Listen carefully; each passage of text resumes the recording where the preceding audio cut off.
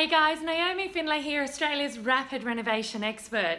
And today I want to share with you one of the key things I do with my team to keep them pumping, keep them happy, keep them on time, on budget and aligned on each and every project.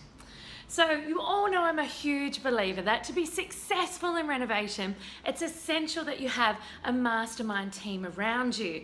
And these come from all varying places. You know, we have our consultants, we have our trades, we have our professional base.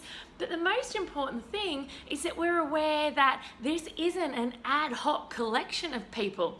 In fact, guys, I have an extensive system that I use to not only find these people, but to assess them, to align them, and to keep them on track, because I know that they are one of the most important parts to staying on time and on budget in each and every renovation. So what do I do to keep them this way? Once I get my team aligned, what do I do to keep them chugging along in the right direction? And you know what it is, guys? It's all down to praise. And now, yes, in the normal sense of the word that we remember it by, praise, good old-fashioned praise, but also in a very unique rapid renovation formula way. So P stands for party. There aren't many people I know in business who don't like to celebrate their successes. And so as a result, after each and every project that we complete, we celebrate, we party. It can be as simple as prawns and beer on the front lawn. But I always make sure that we party or celebrate with our team.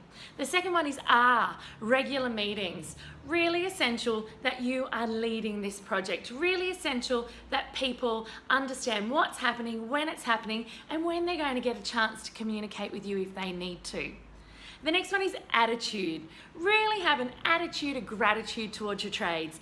They and your team, they have an amazing wealth of knowledge, huge wealth of knowledge that we get the amazing opportunity of tapping into.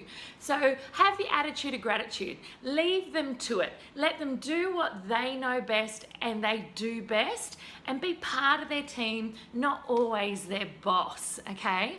The next one is interest. No one loves anything more than someone showing interest in what you're doing. It's such a great feeling to interact with our trades, interact with our team, show interest in what they're doing, show interest in their craft, and even learn some lingo along the way. It'll make communication all the better. Now the next one starts with S. It's not a three-letter word, it's actually stomach. Really important that we always nurture our team. I love nurturing them through their stomach, guys. So this includes things like coffee on side of a morning, or even just a kebab Friday for lunches. And the last one, guys, is expectations. Most people, when they're working in a team, one of the things that can bring people undone more than ever is unclear expectations. So make sure that you cap off your praise word with an E and expectations. And what that will do, it'll make sure that everyone knows where they stand, when something needs to be done, and how it needs to be done.